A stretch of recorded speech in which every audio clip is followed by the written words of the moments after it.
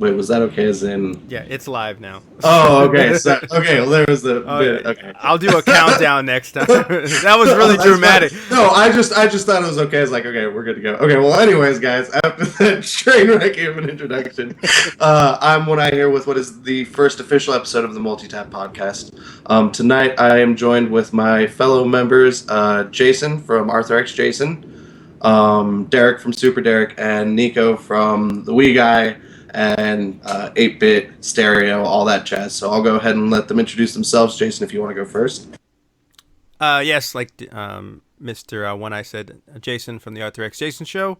I'm sure everyone knows my channel at some point. If you don't, you should check it out. I pretty much do comedic type stuff on there. Yeah, it's good stuff. You also do Beat This Game Today, which focuses on absolutely ridiculously, or what, in my opinion, absurdly difficult retro games. And I try, yes. I'm not as good as Benny. Yeah, I'm not as good as the Dick, but yeah. Yeah, if we get Benny on here, that's a whole nother conversation for another time. Like how you beat Contra with your face. He's a pro. It's pretty good. Exactly. But Derek, why don't you go ahead and do your little bit? Yeah, hey everybody, I'm Super Derek. I review RPGs over on my channel, Super Derek RPGs. Pretty self-explanatory there. Yeah, Japanese RPGs, Western RPGs. I tend to stick to the retro stuff, but yeah, if you want to know more about that, check out my channel. And you live stream too. Like sometimes you live stream as you play through the games and things like that. I mean, I know it's a separate channel, but that's something else that I know people enjoy. I've stopped by a few of your chats personally, so I know that it's a good time. Yes, you have. I beat every game before I start the review, and I figured that I might as well start streaming that out, and been hanging out with my viewers during that process as well, so it's really a lot of fun. Cool. And then that leaves us with the young wolf, Nico. Yes, indeed. Hello, I am Nico, also known as the Wii Guy of 8-bit stereo, which enhances old 8-bit tunes of the NES, Game Boy, and Master System era into a pseudo stereo, and yeah. And I also got my Gaming Going Gone channel for original reviews and other contents like Can You Force It? Yeah, Can You Force It is actually pretty entertaining just because those peripherals are really weird. And seeing like an old peripheral that uses hand gestures, I don't know, it's a trip. I think that one's pretty fun to watch. Connect 20 years before it was even a thing. Yeah, and I mean, it's never worked. Ugh.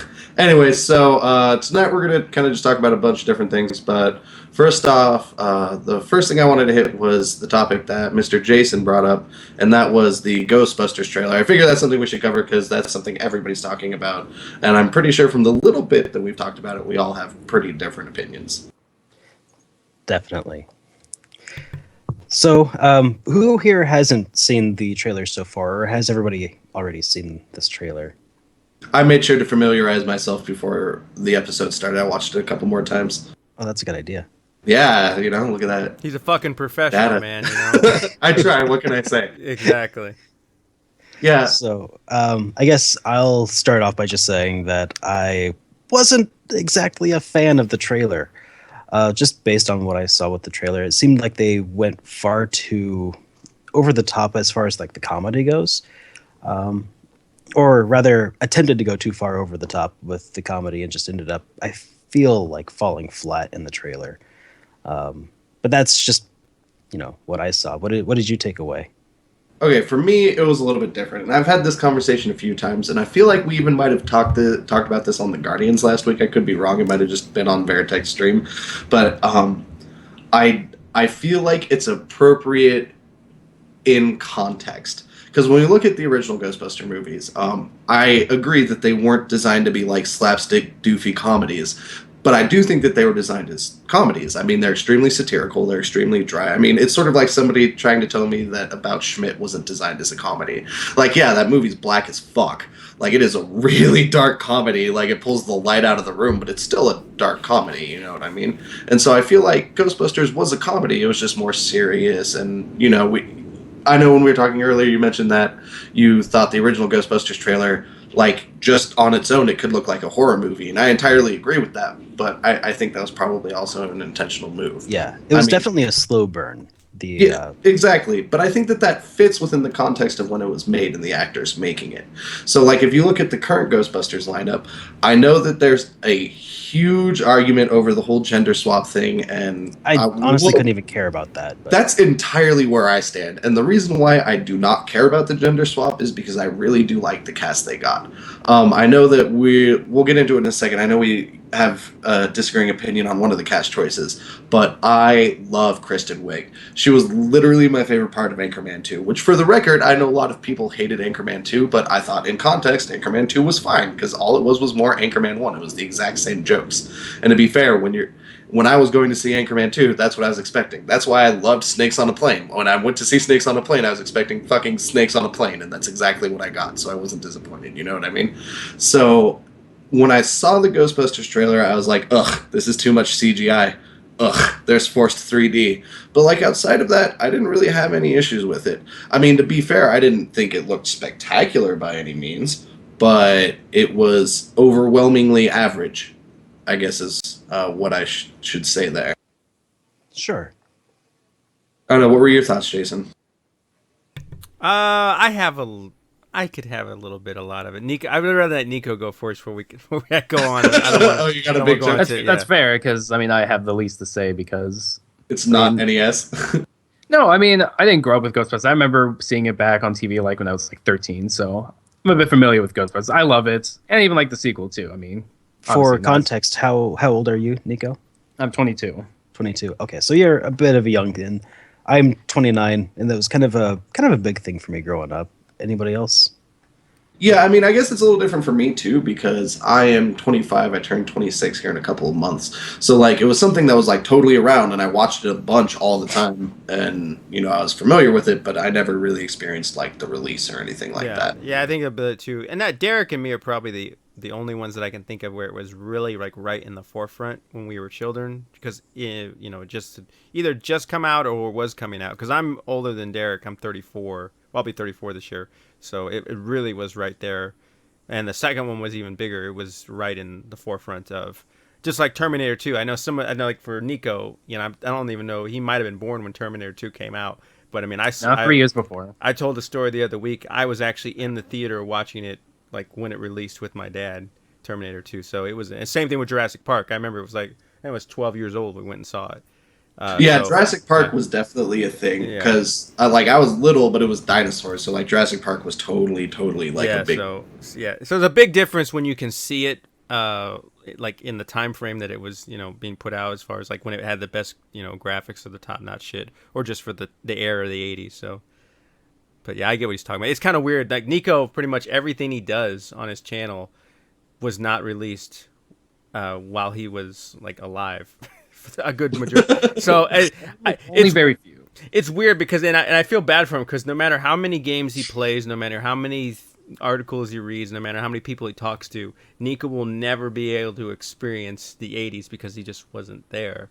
And we could tell you all day long about what it was like, but until you were there, you didn't get it. I mean, it's kind of like trying to see all the countertops were head height.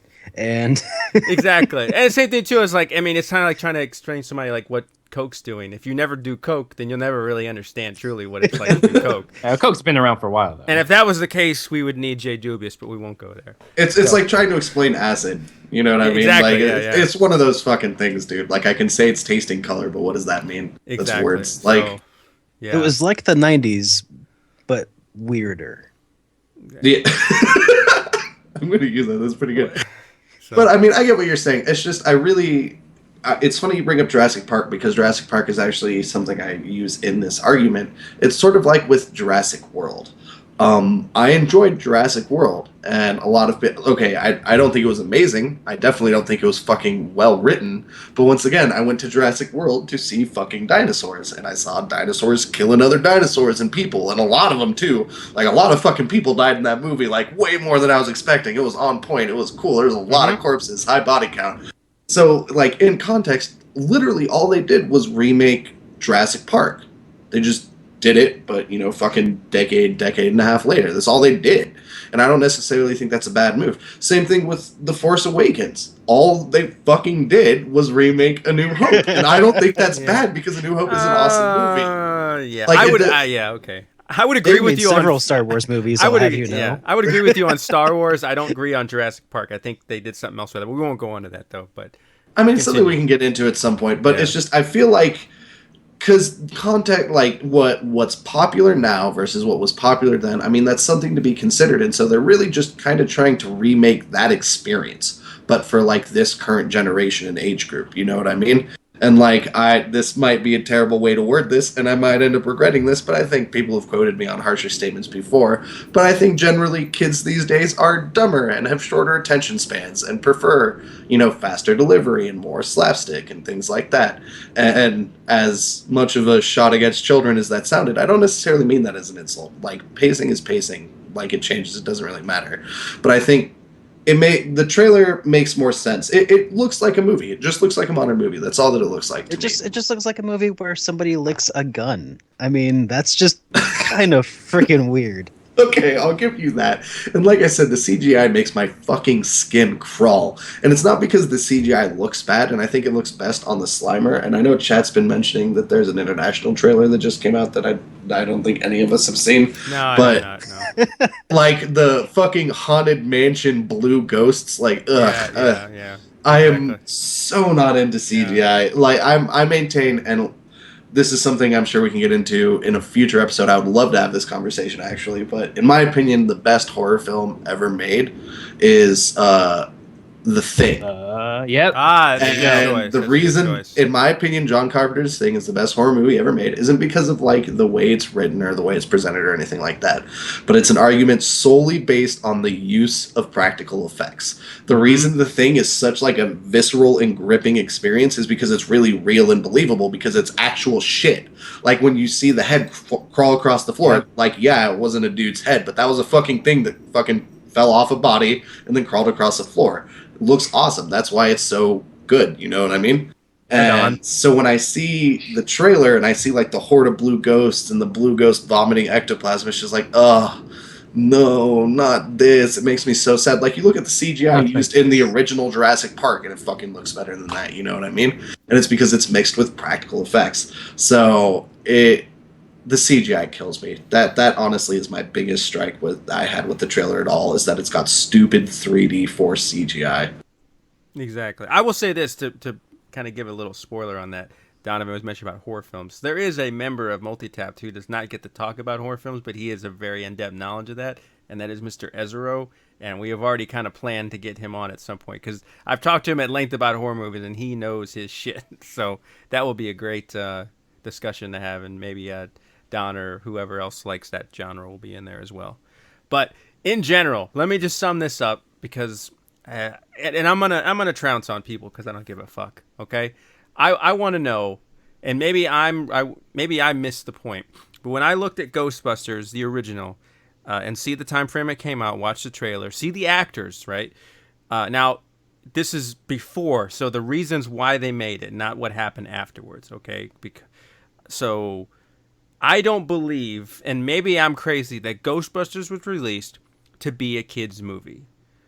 And I say that because it just doesn't, nothing about that movie, the way it was written, about the jokes, about the adult type of humor that they had in, especially the kind of weird sexual tension stuff going on with Sigourney Weaver, none of that, to me, echoes children friendly. Now, just like anything else, like for instance, like Rambo 2, when it came out, was a big film, and of course Rambo, the kids film, I'd check it out. I was saying what happened with Rambo. There was a cartoon of Rambo after Rambo 2 came out. There was no reason to, because Rambo pretty much murdered like 100 people in Rambo 2, right? Same thing with RoboCop. Why did kids like RoboCop? RoboCop was an extremely violent movie, probably one of the most violent series I've seen from that time frame. RoboCop is ruthless. It is, but you think about it. I mean, you could go to the store and buy RoboCop toys and RoboCop guns and stuff, but there was no reason to, because the movie's crazy. So, I think those were accidental. I don't think they made RoboCop thinking that they were going to get a toy line off of it. Ghostbusters, I think just happened. So, in Ghostbusters 2 was a little more kid friendly, but I still think it was a fairly adult movie. It was more fun. It wasn't as dark, but it was still fairly good. So that's my biggest gripe. Not that the women thing, I don't particularly like all of them, but I don't think they're bad choices. I think they all can act. My biggest problem that's my whole thing with the women argument is like they can actually do their job. Like they can do the job. Women, they're like good, like they have good backing histories. They have good successful movies that I love. So I don't think it's necessarily just a cash grab at feminism, because it's a solid lineup. Yeah, it's a solid lineup. Here's the thing, though. When I heard about the casting, it's like if you come in and you said, I'm not saying Kristen Wiig can't act, okay, but there's definitely a certain thing that she's good at, right? You wouldn't, Kristen Wiig and Morgan Freeman, you would not want to, they're not comparable. You know what I mean? Maybe they can be funny, but they're polar opposites. So you wouldn't hire them for a different kind of job. So when they hired the people they hired, I knew originally that was going to be more comedy driven. So that was my biggest fear. So when you watch the trailer, hang all the special effects aside, because that's just, they're going to do that anyways. You can't stop them nowadays. Is the fact that it has so much slapstick comedy and seems to have a more kid-friendly type approach just fucking makes me sick. Because that was not the point. Just like Beetlejuice. Beetlejuice had a cartoon too, and it came around the same time. But okay, Beetlejuice was fucking dark as shit. Love that movie. Beetlejuice is awesome because it's dark as shit. But the cartoon was a whole different thing. So again, it's like remaking Beetlejuice, but having him do like Three Stooges type slapstick shit in real life. That we want a dark Tim Burton sequel to Beetlejuice. We do not want a Ghostbusters kiddie friendly, go fuck shit up. Now, in conclusion, I think kids are stupid as well because they have no idea about anything. I mean, we were subjected to so much violence when we were children, and we didn't go off like shooting the fuck out of people. We knew what it was really like. Just like my parents, they'd let me play with a hammer until I smashed my finger. Be like, see, you don't want to do that again. Now it is like, oh, put child locks in there. Don't let them get near hammer. Fuck them. They'll get back from it. They'll get little scars, and they'll figure it out. This whole coddling thing for making, like, trying to make a buck off this movie by appealing to children just fucking is retarded and stupid. And the only good thing that I can say about Ghostbusters that makes me want to kind of see it is the fact that, and no one's maybe mentioned it, the female Egon, I don't remember her name. I don't know. Does anybody remember her name? She's the one, like, the least one that I know of the four. Not Kristen Wiig, not Melissa, whatever. The one with the glasses. Yeah, her. Is it just me, or does she look exactly like the fucking cartoon version of Egon? Where he had that little, how he had that flip hair? She's got that like flip hair thing with the glasses in her and the blonde hair. I was like, holy shit, she looks exactly like him. And that's perfect. I think that's a great, I don't know if she did it on purpose, but that's a nice little homage. But the rest of the movie I think is going to be garbage. And unfortunately they're going to ruin yet again another series of ours. Unless the movie has a really big twist ending. But I seriously doubt it. Where the twist is at the end of the movie was actually good. No, Moranis comes back out of retirement. Oh, dude, that would be great. No, the big, instead of State Puff, it's just fucking Rick Moranis. That'd be sweet. No, even better, it's not even fucking Rick Moranis. It's like Bob McKenzie from Great White North. Like, that would be fucking sweet. That'd be the twist. Anyways, okay, no. Point being, though, Jason, you bring up a really good argument, one that I hadn't thought of at all, right? But to play devil advocate, here's my counter argument. I don't necessarily think this is aimed at like children. I think this is aimed at like the mid to late teen demographic, the like movie going demographic. Well, I call and the problem is yet quite grown up yet. Yeah, the problem is they're still fucking retarded. Exactly. So I think what my takeaway from this whole thing is children are retarded. And like, I don't mean to be bashing on teenagers or anything like that, because I really don't mean, and that's not how I want to come across, but I'm just saying, like, if we compare what, the late to mid-teen crowd in the 80s was into versus what the late to mid-teen crowd is into now, once again, I think that context fits a little bit better. I guess and so. Movies were just completely different between the now and then. It's true. Movies generally now are just a lot faster paced, a lot flashier, a lot less substance, in my opinion. Yeah, they're terrible. And the children coddling thing. Like, one of my favorite horror movies growing up was it's probably a terrible movie. I haven't seen it in ages, but it's called The Gate. And in it, you know what I'm talking about. I have that. I have it on DVD. Yes. Is it as terrible as I think it might be? It's not bad, dude. I like it. Okay, good. Well, anyways, in it, one of the kids, like the main character of the movie, he's like a 10-year-old kid, if that. Like, well, just like in the middle of it, drops the F-bomb. calls one of her, I guess, sister's boyfriends a fag or something. Just like runs off. Just that would never happen in and this was made for kids as well, wasn't this? The Gate? Like, it was It's like Yeah. a kids Like horror Well, teens, movie. I maybe? can't remember. It's a weird scenario. Like, I don't remember exactly when it flipped. I think Big was one of the last big movies to do it, and I'm pretty sure that was around Ghostbusters. But I mean, sure, we could go on and talk about this forever. But of course, and most people know there, or maybe they don't. Maybe Nico doesn't even know this. There, at one time, there was no PG-13. There was only G, PG, and R. So what the rules for? So they had to fit it in one or the other. So a movie like Big, which does have adult themes, but you'll hear him say "fuck." I think at least once. It might be twice.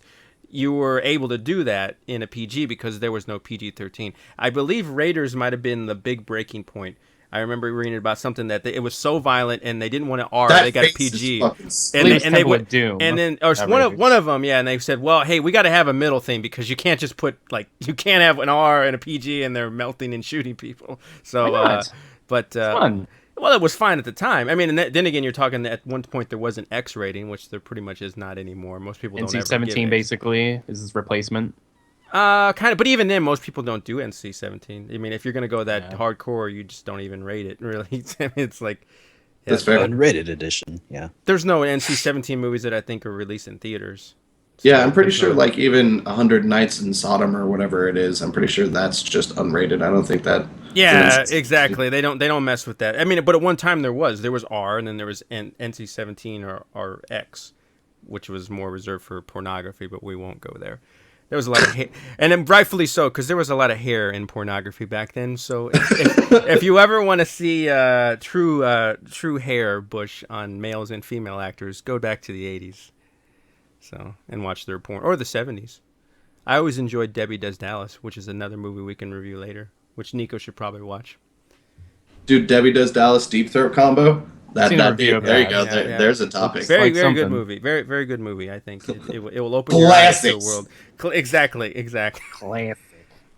I don't know how we know. got from Ghostbusters to Debbie Does Because Dallas, I'm pretty but sure we're talking about like time and cultural relevance to like how a movie's perceived and whether or not. oh it's- yeah, that was one thing I was gonna Replace it. say. We're talking about the age. Nico, I love you to death, man. You're a cool guy. I think you still have some qualities you need, but I'm gonna say this blanketly. I hate almost everyone that is your age because I think I'm serious.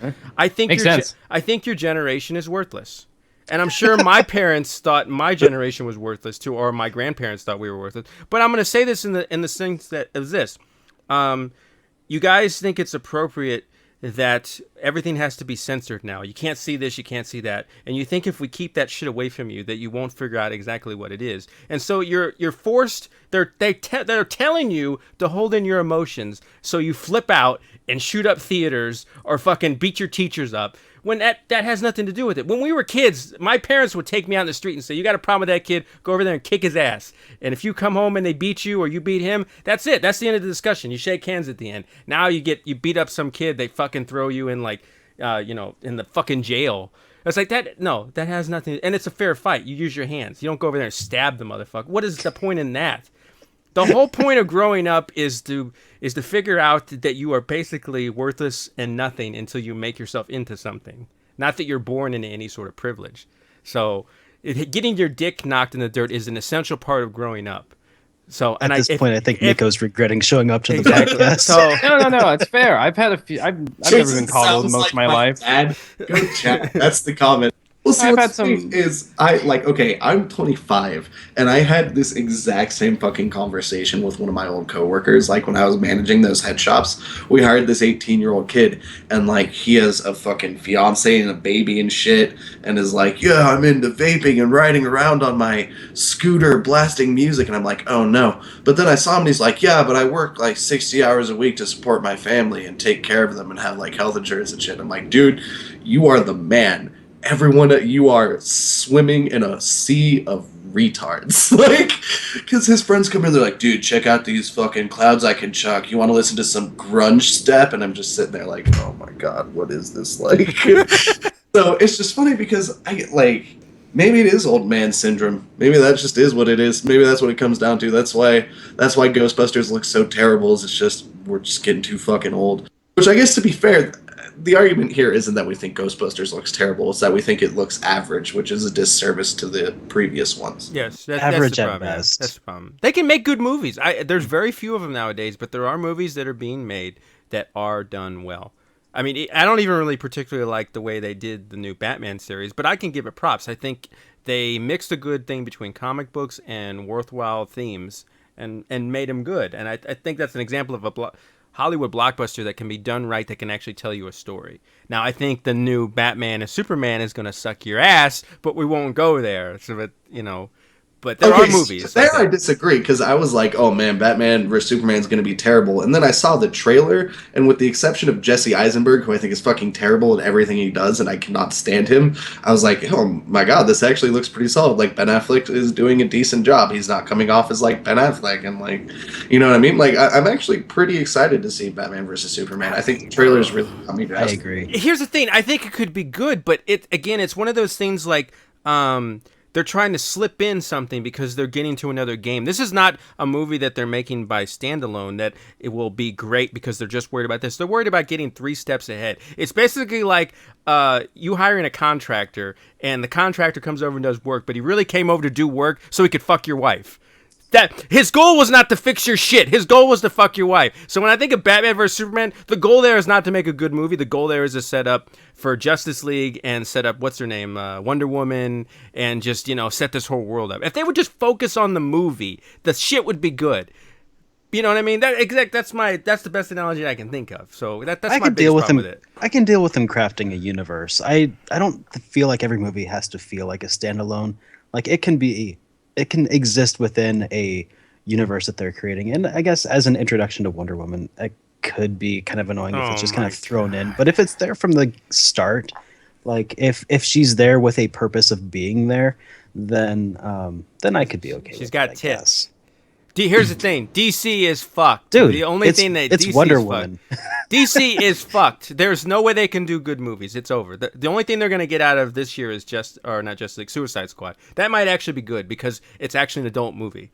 All these rest of these candy ass fuckers are just going to be, Aquaman in the water and Wonder Woman with tits and Ben Affleck looking dreary as Batman. And okay, so I would definitely like to give the official Multitapped award for grumpiest old fuck ever to Jason Lewis. I will probably second it. So. Put it onto your mantle next to your collection of Gunsmoke on Blu-ray. Hey, you're not saying anything that anyone hasn't told me before. My mother even said you're like a 50-year-old man. You're just as bad as your dad. And I see the chat. Let's not talk about Bebop and Rocksteady. We're not even going to talk about Turtles. There's not enough time in the universe. I would talk about Ninja Turtles, but maybe next time. I love Ninja Turtles. I don't love the movie. The Turtles are awesome. I like the Turtles. The 90s one or the newer one? Well, no. I like the concept of even the original comics. I really like, but I like the concept of the Turtles. Yeah, the original comics are fucking sick. I'm saying for the movie. Here's the thing: I'll stand up on a fucking pulpit and sing the praises of the original Teenage Mutant Ninja Turtles that was released in the '80s. That movie was awesome. They almost fucking beat Raphael to death in that movie. How much better you gotta get than that? I mean, that movie was dark and awesome. Again, another Raphael said "damn" 3 times. Exactly, another snippet of the time because even though it was a kids movie, it was like it's kind of edgy on there. But it's a terrific movie. 2 was a little bit kiddie, but I could get past it.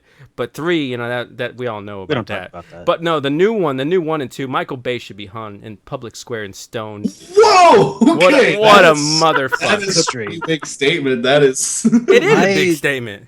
Here's where I'm going to probably lose all of my credibility when I say that I actually kind of enjoyed the most recent movie, the Michael Bay, even though he only produced it, reboot. Fair enough. I mean, yeah, it has a ton of problems, not excluding, the fact that they had to rewrite it 75% of the way through production.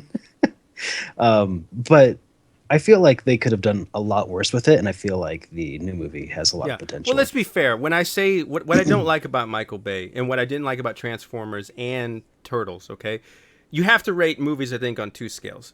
There's a good movie, okay, when I say that, meaning you go there, you sit there, you have popcorn, it's an escape for 2 hours, right? It's not going to change your life. You're not going to go and read the book. It's just fun, right?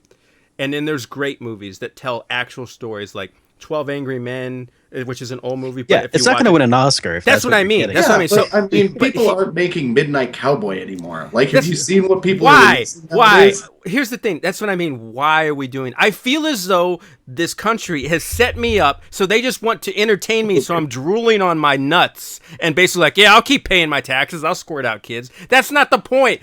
Educate us, you stupid fuck. Stop making this cookie cutter bullshit. Oh my god! Make American cinema great again. That's what I mean. I go to the Sick. movies. I don't get anything out of it. I watch real storytelling and stuff. Maybe I'll actually learn. That's the problem with these fucks. Everyone's so stupid because they've been watching this shit for years. Oh my god!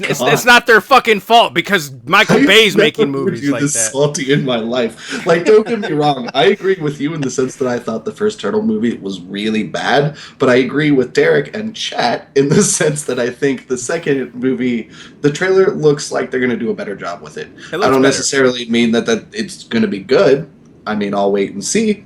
But Yeah, I think it's better. I don't necessarily think that we need to cut drawn quarter Michael Bay publicly. No, he should still be. Turtles had the new to take that stance against you. Fair enough. The new Turtles has promise, okay? But why is Tyler Perry in it? Why is Tyler Perry in it? Tyler Perry's in Why there? is Tyler Holy Perry? shit. He's fucking Baxter. He's fucking Baxter. Okay. Whenever I think Well, Baxter, I don't you think wouldn't of a even know black that it's guy. It doesn't happen. You wouldn't even okay? know that it's Tyler Perry as soon as he becomes a fly. So. You know. Oh yeah, because that makes sense. Why don't we just get Jeff Goldblum? Medea's in there? House of Flies. That's kind of I think it racist. goes But we to won't go space. there. But no, look, okay, I really am not even trying to defend Michael Bay because, like, I hate the Transformer films. I went to a really awesome drive-in, like, a couple summers ago and saw, like, a triple feature that had that fucking Transformers Dinosaurs movie where you have to sit through fucking, like, 118 minutes of bullshit and then you get, like, 15 minutes of them fighting as dinosaurs and you're like, oh, okay, well, that's fucking great. Michael Bay makes garbage movies. Yeah. They're fucking terrible. But that doesn't mean that I think the new Ninja Turtles is going to be bad. I think it'll be better. I think I think the new Ghostbusters is going to be bad. I think it's probably going to be average, and it might be surprising and be kind of funny because it has a good cast. It's probably going to be funny. I'll give you that. I don't think it's not going to be funny. I just hope that when they start making sequels for this new Ghostbusters reboot, that they don't make it to 3. No, Because the original didn't make it to 3, and I would really hate for there to be 3. Or new if they movies. do make it to 3, they actually do Ghostbusters in Hell. That would I'd take that. That would be solid. Here's what I feel like we're about to get Ghostbusters in hell. Revenge of Viggo I get you. Morton. Here's one thing, and I'll close out, and we can move on to something else more entertaining. Here's what I was telling somebody else. What would have been made a great Ghostbusters, and which I don't understand why this is a remake and why it's not an actual sequel. I would have rather taken a sequel than a remake, but we won't go there. That's a whole nother story, too.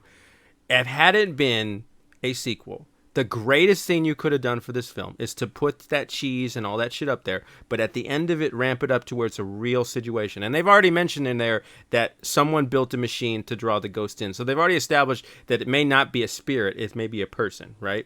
It would have been terrific had they worked the older cast in to where they are, now in their age, like 50s, 60s, right? And they help them to get started, but they take it from there, right? But then they find that one of the greatest twists to just show the duality of characters and how they go crazy of stuff had it basically discovered at the end that the actual villain would have been one of the original Ghostbusters who was basically trying to draw all the spirits in to do whatever, destroy it. That would have been an awesome film, an awesome way to tie it in. Like, for who would have been great had Ray not been the villain, helped the new Ghostbusters, but actually been the villain behind the scenes all along, trying to destroy the world. That would have been terrific. But I now would have you're believed arguing it. about a movie that never fucking existed. Like, imagine how good the Star Wars prequels would have been if they were just fucking like Obi-Wan and Anakin. Like, but what if they were fucking buddy cop Jedi movies? And That would have been then awesome. they I would just have show their loved that. relationship splitting apart. Like, we Sounds could like it's time argue to all make a day fan about film. amazing movies that never got fucking made. Yeah. Like, you know what I mean?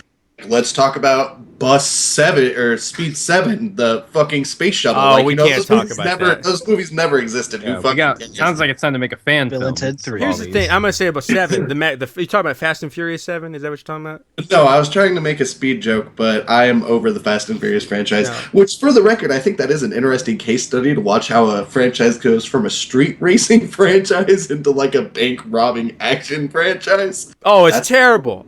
You know what? I feel bad that Paul Walker is dead, but I think in some way God decided he didn't want to have to make him do those movies anymore. So Wow.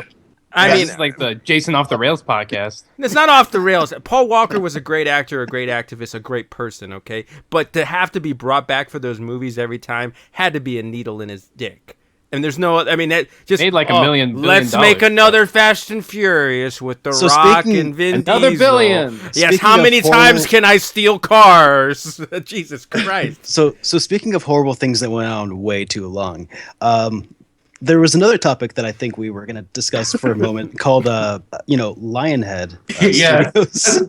That is a fantastic transition, Derek. I couldn't have done it better. Yeah, the next topic that we were going to cover, just ripping the Band-Aid off there. Because we're just going to be grumpy and talk for like 3 fucking hours about how much we hate movies. It sucks. We also, the first big video game topic we wanted to get into was that Lionhead Studios closed and Fables Legends is canceled.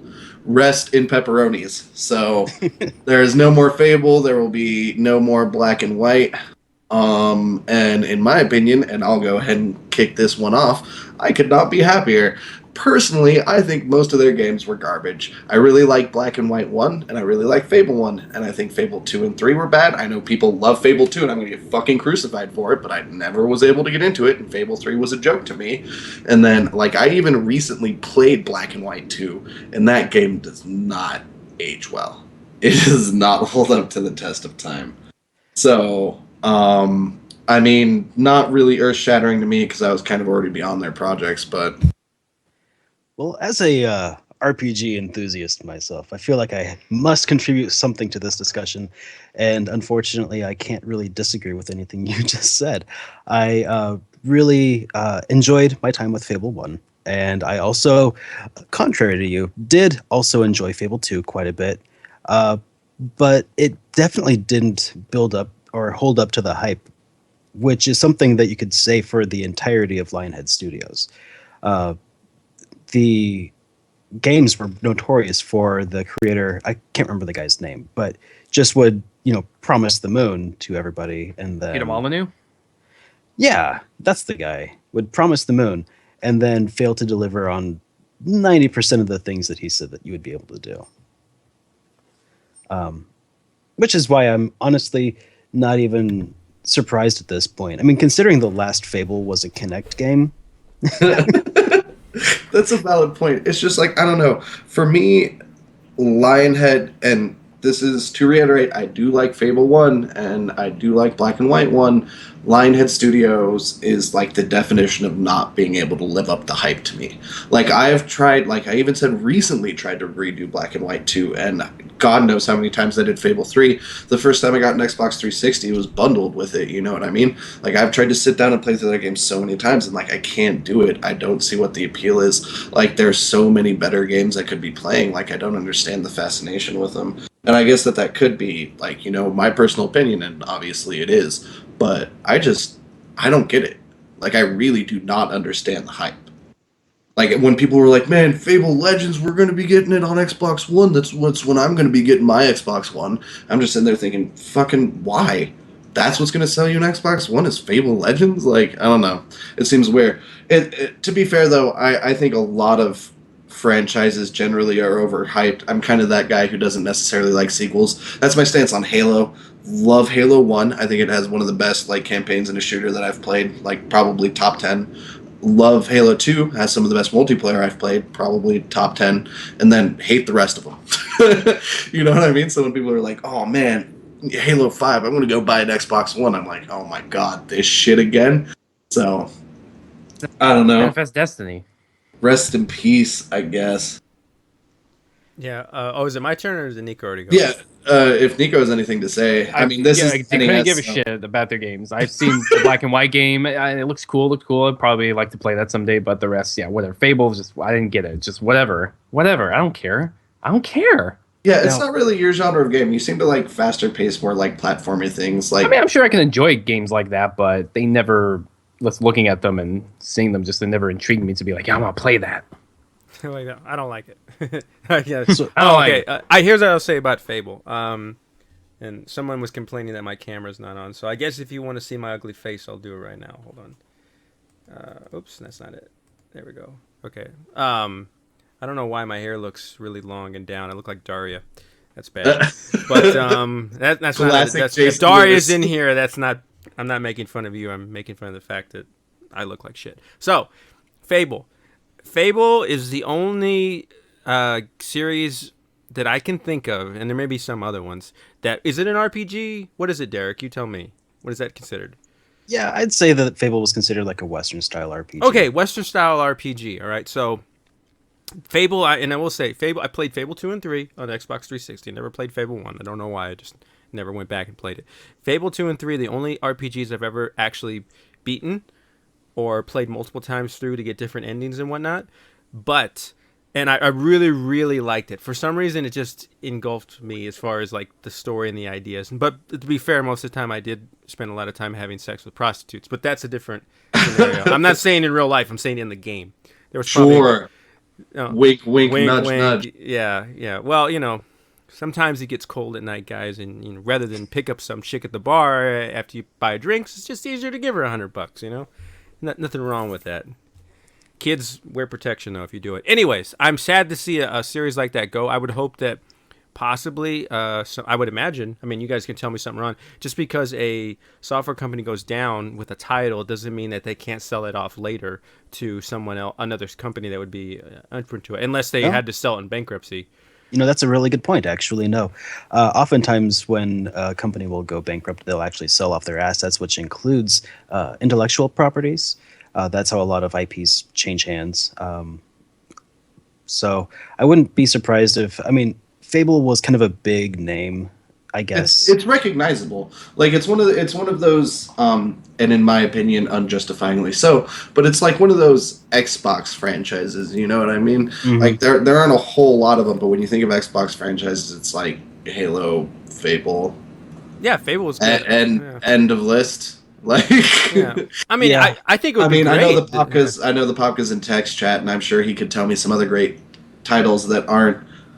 What is it? Fusion Frenzy, the hamster ball game. But yeah, I mean, for me, the Xbox didn't have a bunch of huge legacies. I guess like Dead Rising, that's another like Xbox franchise. I guess you could bring up. So like, I wouldn't be surprised to see Fable picked up. And like I said, I know it was mentioned in chat. I want to say it was Chatty Chat who said it, but the Fable universe is good. It's well presented. The art's good. It's believable lore. A lot of It's the a writing was believable pretty universe. Like Yep. games had good sound design and everything like that. Like it's a nice universe to be in.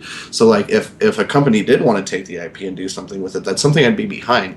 Like I said, Fable 1 was an enjoyable game for me. I just didn't like the other two. So I wouldn't necessarily mind seeing a Fable game done in a new, refreshing way. You know what I mean? Yeah, I That's hope so. something I can get I'd into. love to see Microsoft buy it. Matter of fact, speaking of that, Gears, that's another one. It's Gears of War. another good topic that I've always been interested in. Everyone whines and bitches about like Konami and Capcom like essentially going down the drain real slowly before our eyes, right? And that the fact that they're holding on to their IPs and not really doing anything with them. And people get sad. Oh, Konami's gonna go out. Well, I mean, they had a good run. Not everything lasts forever, right? But what I look forward to if I ever saw Konami go out would be hopefully, unless you're an idiot, when you go bankrupt or you sell out, you're basically not going to get a lot of money for your properties. And since you're all the way on the way out anyways, you might as well sell them as cheap as you can get them. It's not like you bought a series at its pinnacle where it's going to cost you the most money, right? I would love to see, for instance, Konami just shut down and sell off the rights to their stuff to people who will actually move their IPs and stuff that we want. Like it would be great if Nintendo could buy Contra, because I think Contra would be awesome. Everyone wants another Contra game, and I think if anyone, Nintendo could do it just and would put money into it. And the only reason why they can't is because obviously a company's holding on to it at the moment. That's not. I think Nintendo would put money and resources into it. I don't think they do it fucking justice. I think they'd release a shitty Splatoon. I think Contra's a little too hard for Nintendo to fuck around with. I don't know. I mean, say what you will. I think Contra Rebirth, because it was the newest one that I know of. It was released on the Wii U, the Virtual Console. I don't know who produced it, but I thought that was well done. And I don't think anything. It wouldn't be that hard. You could make something in that style and still do Contra justice. Now, if you start doing what PlayStation did with the other ones like Shattered Soldier and shit, that shit's way out there. I don't know if I'd go that far, but yeah. I completely agree with you that I would love to see Konami's IPs and even Capcom's IPs sold off. Last I heard, Capcom was on the way back up. That was a while ago that I heard that, though, so I don't know if that's true anymore. But as far as Konami, though, they've got a pretty profitable side thing going on in Japan with pachinko and gambling and Fuck stuff. yeah, And pachinko machines. that's why I Fucking don't fuck. see that happening with the franchises that I would love to see get sold off, like Suikoden. Like, sell that off to Atlas. How awesome would that be? But I don't feel like we're ever going to see that because these are intellectual properties that the Japanese public are already very familiar with that they can just turn into pachinko franchises for all they care. Jesus Christ. And that's like a fate worse than death, right? I think they're missing a good opportunity. I mean, there's a lot of Japanese companies other than just games who have sold off their properties to American companies to make them. Godzilla is a perfect example. Godzilla has been dead since Final Wars, and that was maybe like early 2000s. And no one really thought that they would ever get an American release because of what happened with Godzilla in 1997 or 98 with Broderick. But, I mean, Toho sold the license again because Legendary was interested, and now they have a good series because Godzilla made money. So I think that's a good way that they... I mean, I don't understand why they won't do it. Why won't they just license it out for 2 or 3 games like you would a movie? You know what I mean? Well, like where Marvel sold X-Men to Fox because at the time they weren't interested in making it, and they're running with it. Why couldn't they do that? I don't understand what the fucking holdup is. And why don't... Because Pachinko Konami machines, hates you. Pachinko machines... Pachinko. Again, you know what that is? That's just babysitters for old people is what the fuck that Okay, is. but to be fair, have you played on pachinko machines? If we're talking about stupid, mindless gambling, it's a pretty fun time. And I know personally, as somebody who owns an MBS, I'd probably buy a Metal Gear Solid pachinko machine. If it was flashy enough, I'd probably play that. You probably would. What about I mean, I'm a Metroid? soulless monster, but whatever. Yeah, what about Metroid Other M? I didn't play Metroid Other M, but I thought the other two were pretty solid games. How you say that? Chew-Toy TV? Am I being racist when I say that? Or is he saying chew, like put it in my mouth? I don't know, it's close enough. But yeah, I mean, it would be really good to see IPs sold off. I mean, I would just like to see sort of a revitalization of a lot of older IPs too. Like, could you imagine a modern Earthworm Jim game? Dude, what's his name? Tommy Tallarico would be coming everywhere if you told him they were making a new one and he could do the music for it. He loves that series, man. Starring a Like, I sassy feel bad. lady. I should have been wearing my Earthworm Jim shirt. I think I'm wearing my Escape from Monkey Island LeChuck shirt. Speaking of dead franchises that I fucking love, rest in peace, but... Oh no, it would be good. The whole Konami thing is still just such a big deal, because so many of those were such big... I mean, those are such legendary franchises, and they're just being wasted. Oh, yeah. No, it's just Plus like the Hudson Soft IPs. Rest in That's peace, true. Hudson. Hudson Soft? Yeah. Yeah, Konami bought them like way back. Oh, yeah. Well, I mean, they had a few, but I mean... Do you really want to see like some of like Starship Hector remake? I want Shinjin Rin 2, damn it. Shinjin Ryu. Shinjin! It's too bad Tiberius isn't here. Mr. Test Your Might himself. We should make that a standing thing. We have to say that once every podcast. Otherwise, it's not a podcast. Shinjin Ryu or Yeah. Test Your Might, or both. Both. Why not? I like Both. Shinjin Ryu, but yeah. I would like to see an Adventure Island remake or new entry. That would be cool. I would enjoy that a lot too. See, the other thing too is the game wasn't necessarily amazing, but I enjoyed the Splatterhouse remake. And the reason I enjoyed the Splatterhouse remake is it was like whatever. It was a God of War knockoff. It was okay. But the thing that I really liked about it is it kind of kept the same theme, but also bundled in it were all of the old games. So like if you could do a new Adventure Island that was like, you know, some modern thing, it was like a pretty good time and it was solid, but all of the old ones were bundled with it too. Oh my god, that would be an experience, you know what I mean? I Splatterhouse guess was good. for the time being, we're just gonna have to make do with the 3D NES emulator that's recently been released on Firefox. Yeah, I actually haven't been able to play with it at all. Love these because I'm- segues. Yeah, well, Yeah, that was pretty smooth. Yeah. I was going to try to move it towards Doom, but we can knock this out. Actually get Nico to participate a little bit. I don't have anything Yeah, to say yeah, about Nico. it, really, so Yeah, we can just Nico. talk real quick about it if you wanted to. Because it's NES, you think I have to spur an hour thing about it? Not a spurt an hour thing, but an opinion, yeah. Well, you know. I mean, you're the guy who literally rubbed his body clean with cartridges, so I assume you have an opinion on them. I'm the master at that. No one else can take that title. You are the flying kick Yeah, lord. no. That's- I've always wondered how you were able to fit your dick into that really fine thin slot there. You know what I mean? It's terrific. You violated. And not only did you put your dick in it, the little opening, your little opening of your penis, you were able to stick in the cartridge slot there too. So you were able to read it. It's all good, Dude, man. This is some bad imagery you're trying to project. It's not bad imagery. You're the one who was naked having intimate I just did the thing and that was it. I don't want to. Why would I want to? The thing being cartridges. It's all good. What cart? I just want to know what cart was it? Was it Vice Project Doom? Was it what are we looking at here? Bucky O'Hare. Bucky, was it Bucky? Oh, it was Bucky. Contra-Force, Mega Man 5. Get the high rollers. Get the high. I thought maybe it was like Willow. With the Fallen Brothers. Yeah. But no, we should stop grilling Nico. In all seriousness, what's your opinion on it? Because I mean, you play a lot of those old titles. What do you think about re-rendering them in 3D? You're a fucking nerd on playing those NES games. It's a neat idea. It's really cool. Anything like that is very like seeing that in the community. But a lot of the the backgrounds look good. A lot of the sprites really look ugly though. Like it's a work in progress kind of thing. It's very much like a beta thing or whatever. But like it's a neat idea. It's a cool little concept. But like definitely in the graphics department or how they're making these 2D games into 3D. Get some work on those graphics, and you could have something really neat for sure. I feel like the future of this project has to be in some form of head tracking. Have you guys seen like the head tracking demo that they did on the Wii a while back? Some hackers, like the way that the emulation is done. For those who haven't seen this, in action, but yet, I guess you can actually like change the angle that the sprites are being shown to you at. So like the 3D effect is like real time, depending on where the camera is. But if they could just do some head tracking somehow with like, I don't know, maybe a webcam and some facial recognition to determine which direction it, broadcasts those 3D images toward you. That would be cool. That would be really, really awesome. And then you wouldn't have to, it would be linked to your own natural movements instead of having to like move the camera around with the mouse or whatever. But yeah, I think as of right now, it's pretty impressive for what it is. And admittingly, I think it looks great. I like the presentation because this might be kind of nerdy, but I'm somebody who, like, as a kid in school and shit, always really liked dioramas. You know what I mean? And that's what it kind of looks like. It's got that, like, pop-out kind of feel to it. It looks tangible. And so I think that the way it's rendered is really cool. It's just weird for me because, and I know I've gotten some flack about this in the group, but I am not honestly the biggest NES fan. Like, it's not that I think it's a bad console, but I'm just not wildly familiar or at this point wildly impressed by the library. Chat, no flame, please. You're I guess I guess I just really wanted Nico's take on it just because he's so familiar with the library. Like, are there any games you particularly think that treatment would be good with? Any you think deserve it? Anything like that?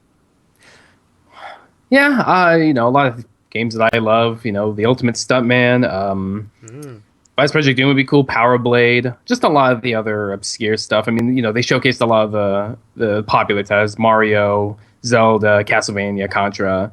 Definitely seeing something on more obscure titles would be a lot more interesting, I think. It definitely the most highly graphical games, like Battletoads and stuff. That would be cool to see Battletoads. That would be crazy. The speeder bike segment, doing that in 3D, that would look sick. That would be straight up blast processing. You turn the camera to where you're actually facing down the tunnel. That would be that'd be so hard though to play like that. I wonder if they could, but that would be really insane. I almost wonder if they could do that effectively with such a busy background though. I know it has a lot of parallax scrolling in that, especially in the turbo tunnel, and I just wonder if some of that would be lost in the craziness of the backgrounds. I don't know. I just had a thought. I'm surprised Nico didn't say what is it? Oh fuck. Jim Powers. Jim Powers. I was like, let's put Jim Powers just so that I have like a stroke. It's only 8 more bits. Come on. And also, fuck that. Like, don't get me wrong. I'm in Nico's camp in that I bought that game and I played it, and I think Jim Powers is actually a really good game. I actually enjoy it quite a bit. Mm-hmm. But no, fuck that. Like, have you seen how that screen scrolls? I don't want that anymore. I reviewed it. I reviewed that game. I talked all about it. Good game, yeah. Just fucking vomit in your mouth, dude. Like, I don't have a problem with it, man. I don't have. And Nico, you reviewed that on your Gaming Going Gun channel, right? CC, play the game series, reviewing games as fairly as possible. Selfless promotion. We all did at the beginning to introduce I'm ourselves. just- Oh, there are just- lots of opportunities for selfless promotion. If we actually get to Overwatch, you better Yeah, fucking yeah. believe I'm going to plug the Guardians. It's all good, man. No, you did a really good job of that game. And just to back Donovan up, to anyone who doesn't like the fact that he does not care for NES, which is his prerogative, the man, I will give him a pass, and you should too, because he actually has a Neo Geo cabinet in his home. So Yeah, I whereas- have the NES and the NBS. I do exactly. Have the, So yeah, most of us. said- He does like retro games, and he's gone far enough to buy something that rare and that expensive. I do so. collect, and I have some NES, and I actually like. I have a pretty solid Famicom library at this point. My problem with the NES isn't the hardware and the system overall, and this isn't to say I dislike it. It's that I find it really underwhelming. There aren't a lot of games in the library that blow me out of the water. That's just all it is. Which console did you grow up with, Donovan? My first console was a PS1. Okay, so That was my very first console. I had a PS1 instead of an N64, and I'm actually going for a complete N64 library right now, but I never owned one as a kid. I mean, as somebody who grew up with an NES, I can see how not having that experience would probably change your perspective on it. Well, it's like the same thing with the Atari. Like, I understand what it represents, but dude, the Atari fucking blows, man. Like, most of the Atari games I play are just garbage. No offense Yeah. to Yeah, it's I completely it's agree. a novel As thing. someone who grew up with an NES, the going back to the Atari 2600, whoa. Like, my cannot. my favorite NES game that I've played so far, and this is NES, not Famicom, we're talking about the North American Library, is, I'm pretty sure, Legend of Cage, isn't that what it's called? That fucking ninja game? That game is sick as fuck. And, like, admittingly, I haven't gotten to play Bucky O'Hare and things like that, but, like, I thought you seemed to enjoy Kirby pretty well. Yeah, I'm actually a big Kirby fan. I like the series a lot just because I know they're really easy, but I like how they're designed. I'm a big fan of how the Kirby layouts are because the games are designed around you, like, taking the powers and having to interact with them, so I like the level design. But, yeah, I guess that, and I don't have Bomber Attack, Second Attack. I do have a Sculptor's Cut, though, and you can pry that from my Cold Dead Fingers chat. You'll never get it.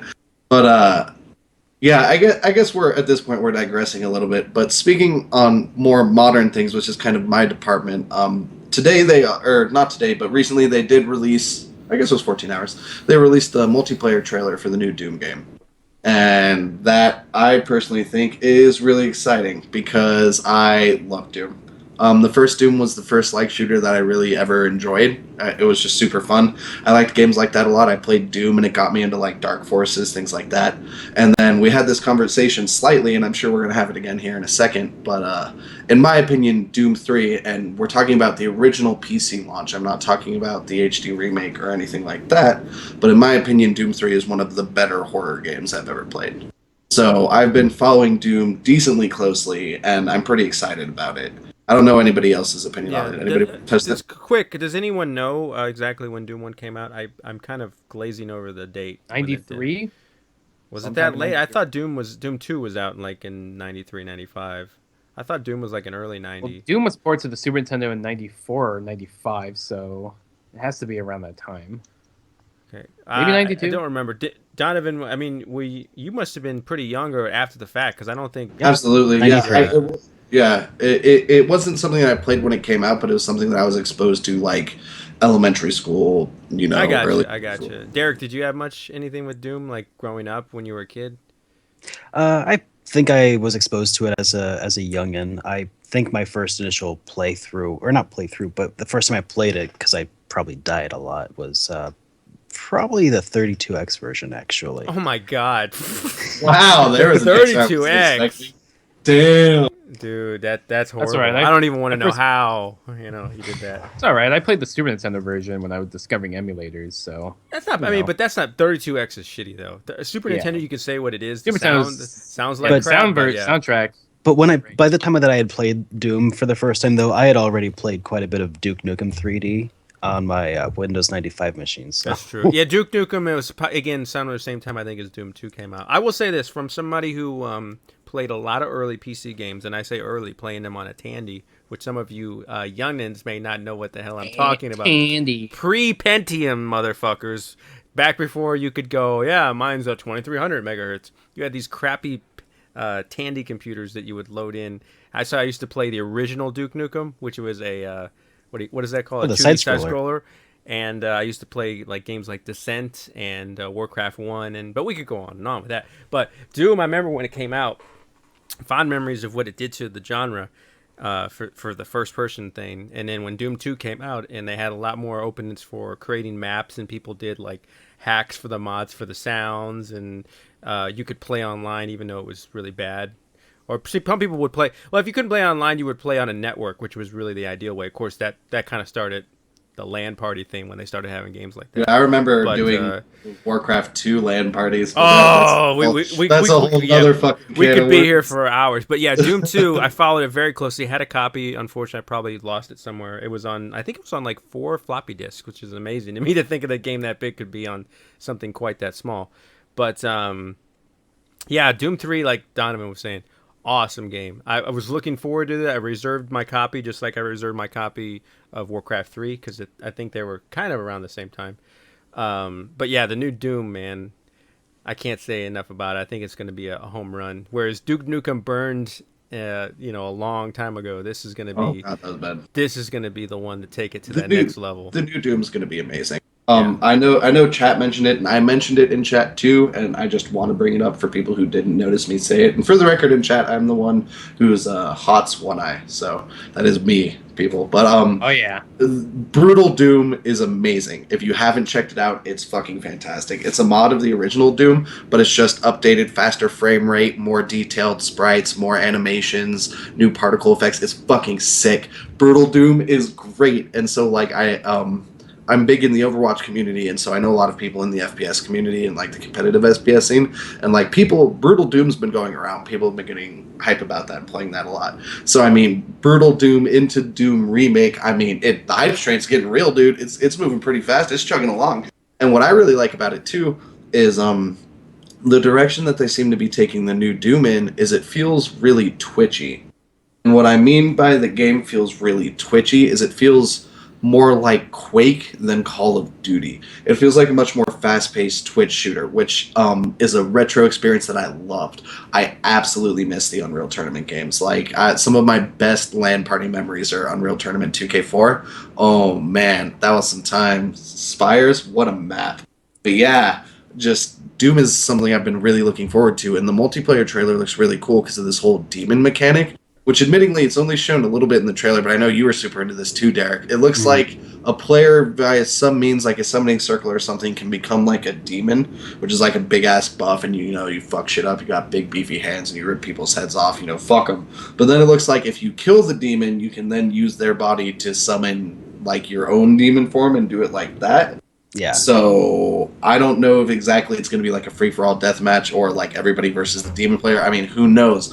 But my God, it looks fast. It looks brutal. It looks like Doom. I am so excited for it. Like it seems kind of like a I guess hide and seek where one person is it, and then everybody else is trying to like scramble away or kill that person, and then they become it. I think that's pretty neat. It's just good. It's nice seeing somebody revitalize a franchise and not be horrifically worried about it. Just because what they're showing is like, yeah, it's pretty much mindless violence. And it's like, oh my God, sweet. Like, you know what I mean? Sign me up. Because, I mean, I know Jason Lewis, and this is something we could talk about too. The reason Doom 3 was such a good experience is because it actually was a horror experience. Like Doom 3 was a very much you had guns, you killed a lot of things, but like the pacing of the game and the layout of the game, it was very much like a horror experience, which the first couple of Dooms, in my opinion, felt more like shooters. They didn't necessarily feel like horror games. You know what I mean? Yeah, definitely. And I just wanted to show people, if you think this is terrific. I know you guys can't see it, but I actually found my book from Doom, like a paperback book, Hell on Earth. And if anyone thinks that Doom was lacking in story, obviously they couldn't do it in the game, and thinks that there's no way to make a movie out of it, find the books, because I think there's like 4 or 5 of them, and read them. They're probably some of the most graphic things I've ever read, and that can be made a hell of a movie. Because a lot of people trounce on Doom because they're like, well, it was like no Quake and it was no like story. And I said there was a story, it just they didn't show it to you in the game. And Doom 3 made a good effort The to story kind in of give Doom you the 3 story. is Yeah, really good. and it's on point with the books. I mean, there's other things they did take from that, but dude, it's a badass. And It's a like, badass I'll thing. admit that the story for Doom is a little bit trope heavy, but like, it's really well presented. It's really well put together. The Doom movie's a fucking travesty. They could have done so much better. Oh yeah, Also, Doom the movie. It wasn't fuck Doom. any movie that goes in like a first person view. Like, oh my god, gag me with a fucking spoon. But yeah, like that's what was really good about Doom 3 for me. Like, I actually, this is a funny story. I'll go ahead and share this with chat. Why the fuck not? So, I actually have a small scar in the middle of my chest, like right in my sternum. And the reason why is because it was the Doom 3 launch day, right? And the thing is I was over at my friend's house. It was my neighbor, and we were playing it, right? And on the day that Doom 3 came out in Colorado, we had a record-breaking hailstorm. And I mean, like, to this day holds records. Like, we're talking hundreds of thousands of dollars in property damage, like black skies, lightning, thunder, looks like it's the end of the fucking world, right? And I'm in, like, middle school, you know, like 7th grade, 8th grade, some shit like that. And we're, like, in my friend's basement, like, his computer's hooked up to his big screen TV, all the lights are out, you know, and I'm sitting there and I'm scratching my chest nervously, you know? And it was in the barracks scene. And Jason, you've played the game, so I know you're talking about this. You just get to the barracks, and this is like before the enemy's really ramping up, and you're going through the crew quarters, and you're rounding around these corners, and you come to one that's completely emptied out, and it's like turned into a ritual room. And like right as you like start walking down the hall, an imp materializes out of the pentagram and jumps you, and we hadn't noticed it. And so, like, we're going through the quarters, and we round this room to the pentagram, and an imp just jumps out, and this is why I'm scratching my chest. And it sounds like the end of the fucking world is happening outside. Like, people's roofs are getting punched in, car alarms are going off. And right when this imp jumps out, the fucking power cuts out. And I literally just fucking take a chunk out of my chest with my middle finger. And to this day, I still have a scar in the middle of my chest from fucking playing Doom 3 on launch day. So, like, I have very fond memories of Doom 3 and its presentation. And I think the original version holds up better than the HD remake. I know I mentioned this earlier when we were talking, but I really do think it's a point to be made. The HD remake did a lot of things very well. It updated the textures, it updated the frame rates, it did all the things it should have, and it did them great. The one thing that it fucked up on, and it completely ruins the game in my opinion, is in the original version of Doom 3, the flashlight is a completely separate inventory item. And so what that means is your choice is either flashlight or weapon. You get the protection of being able to see what the fuck is going on, or you get a gun. And Doom 3 was the first game that I really remember that had super dynamic lighting. Like, I remember it was just fucking pitch black, like, all of the time. Light sources were few and really valuable. So, like, losing that whole experience, because in the HD remake, instead of the flashlight being a separate item and it's one or the other, they just put it on your fucking suit. So everywhere you go, your flashlight's on. There's never like that pressure. It completely kills the whole fucking experience for me. Yeah, that's bullshit. It's because, I mean, it takes away that aspect, you know what I mean? It's the same reason why when you beat Doom 3 the first time and you got the chainsaw, you're like, oh, the game is so much easier, because even though you can't see, you have the comfort of noise. You know what I mean? So, like, you're not hearing the things jumping out at you. You know what I mean? Like, there's a real strong psychological aspect there in the choices flashlight or protection, never both. So that's the thing that I think the HD remake really fucked up on. So I do like that the new Doom isn't necessarily trying to be like, okay, we're going to be Doom 3. They're like, no, we're going to be fucking Doom. And I'm way into that. And the new multiplayer trailer, I think, really, it looks promising to me. Yeah, does anybody know when that's coming out? I'm not 100% certain. Isn't it soon? We could check. I imagine it's going to be a spring or summer release. It's like May. Is it May? If it is, I need to reserve my copy. Well, I guess they don't do physical. Well, May I hope there's a 13th. physical copy. There's going to be physical copies. Okay. May 13th. Well, I would assume that there would be a physical copy, but we all know there's a lot of stuff now that doesn't get physical releases. And it fucking pisses me off, because I'll say the story and then we'll let Derek talk. I was hyped for Battlefront. I never really played the old ones, but I was hyped for it. So the day it came out, I was like, I'm going to go and get Battlefront on PC, because I had just gotten a new card, a great graphics card, so I could play it on my PC. I'm going to go get it on PC. So I go out to Best Buy, and I ask him, I go, hey, do you guys have Battlefront for PC? He goes, oh, I don't know. I go, well, I would imagine you are, because it's a big game, and I can see you have it for PlayStation 4 and Xbox One. Surely you have it for PC. Guy's like, I don't know. There's a lot of these things around, but I don't know what the PC one even looks like. He's like, let me call up. He's like, do we have it for that?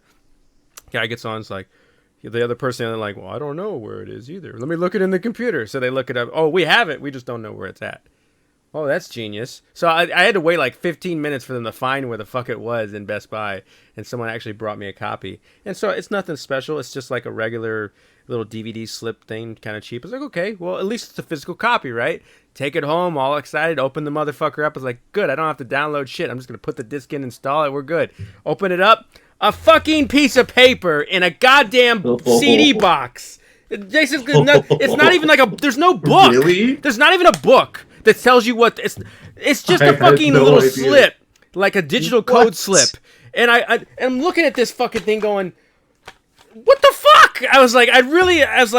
So I had to sit there for like 3 hours while the motherfucker downloaded it. And I was like, why did I even waste my time going to the fucking store, get the CD, ruthless. And because I want to collect these things. Like I have my for the Doom slip, 3. Of course. Yeah, I have my Doom 3 copy that I bought. Slipping. I have my StarCraft 1 copy that I bought from years ago. So now you're telling me I have no copy of fucking Battlefront. All it is a case with a goddamn redeemable code. What the fuck kind of horseshit is that? And I had to actually go to the store and ask these monkeys to find it for me just to figure out that I could have done it from home.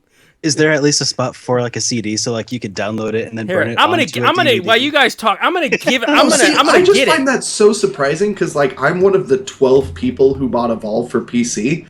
And, like, I bought a physical copy, and my physical copy of fucking Evolve is 4 discs. Like, why the fuck would Evolve have hard copy discs, but not Battlefront? See, this is fucking EA. This is gonna put on my tinfoil hat. This fucking EA DICE bullshit.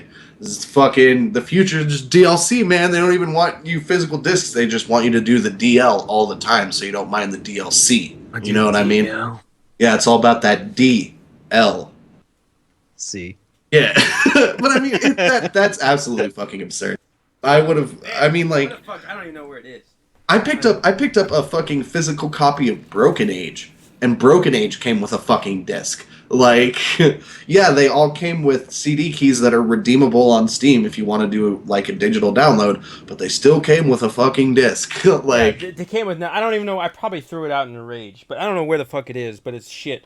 But, I mean, I just showed you. I have fucking Rambo on physical copy. And this is a shit game. Why the fuck can't I get a copy of Battlefront? You know what I mean? $59 fucking dollars to get shooter. A piece of paper. You know what I mean? God damn it. That's it's like me buying paying fucking boxes at expos. Like, God damn it. Buying cardboard. Oh my $60 God. fucking dollars in cardboard, baby. It's total shit, man. Fuck EA. And then I had to log and make an EA account to fucking download the damn thing. I was like, oh, this is great. You know, because EA, I really want to be associated with those monkeys. I already got a fucking key for Steam and all this shit. Now I got to have an EA account. Fuck. Oh, man. Yeah, that always makes me laugh, too, because I do a lot of Steam. Like, I do a lot of fucking Steam. And so I always think it's funny when a game is, like, Origin exclusive or something like that, but still, like, available through Steam. So you're like, okay, cool, download it and installed, and then it's just, like, redirects you to Origin. And so you gotta fucking make an account now, dude. Like, oh, great, this is exactly what I wanted to do. Perfect. Yeah, ridiculous. Yeah, I'll get off that. But I'm just saying, that pisses me off. I hope it's a physical copy. I want a book. I want a book and I want a fucking box to put on my shelf for Doom 4. If it doesn't happen, I'm going to fucking kill somebody. It's going to happen. Bethesda's pretty good about that kind of stuff. Doom definitely strikes me as one of those games that they're going to make physical copies of. You might have to order it online. You might not be able to go by Best Fucking Buy. Those monkeys might just hand you another piece of cardboard. They didn't know. He didn't know. I don't know where it's at. You know what a PC is, motherfucker? You know what I mean? You turn it on, it's got a screen, not a little box. Fuck PlayStation 4. But I guarantee you would be able to order a physical copy online. Doom definitely seems like I'm going to reserve it, yeah. And if they have to make Warcraft 4, I want a physical box too, motherfuckers. They never not jit me out of that shit. I had enough of WoW being around. This may end up being a case of the enemy of my enemy is my friend, because I have a feeling that as soon as Comcast, as terrible of a company as they are, starts enforcing their terrible design or choices to like meter people's internet usage, people will start putting a lot more pressure on companies for physical copies of games instead of being forced to download. I don't know if I would agree with. That's the forthcoming dystopia that I Well, foresee. it's my understanding, at least, and we could go on forever on this, but my understanding about the slowing people down or cutting them off is not to actually stop them from getting more internet. It's to make them pay more for it. So, in my understanding, like Comcast, I know, like I said, we're going to throttle you when you reach 200 gigs, right? But you can buy more. I think that's what they're trying. They're just trying to put in a tier system. It's no different than what Sprint has done because they've been the leaders in free data, so to speak, unlimited data, whereas everyone else has had to go to some sort of limitation. AT&T, Verizon, even Cricket and stuff like that. Because obviously the argument is, how can you let somebody have unlimited, and how do you recoup your cost for the infrastructure from the people? Because you got people who use 1 gig a month, and you got people using 300 gigs a month. How do you fairly? It doesn't cost them a difference, though. No, but it does, because at some point you have to maintain for at least for a cell phone, you have to maintain towers. You have to maintain. You do. There's a cost for anything. Yeah, I'm just saying. You have to maintain towers, sure, but they're gonna do that regardless, and it costs them no. There's no like additional wear and tear on the towers for using more data, like that. Just it's not. No, it's not. It's not additional wear and tear in the data. It's about having one cluster of people in an area, and like 1% are using 90% of the bandwidth. That's where the problem. Yeah, that's the argument, because you can't just go out and up that area for more without it doing a significant cost.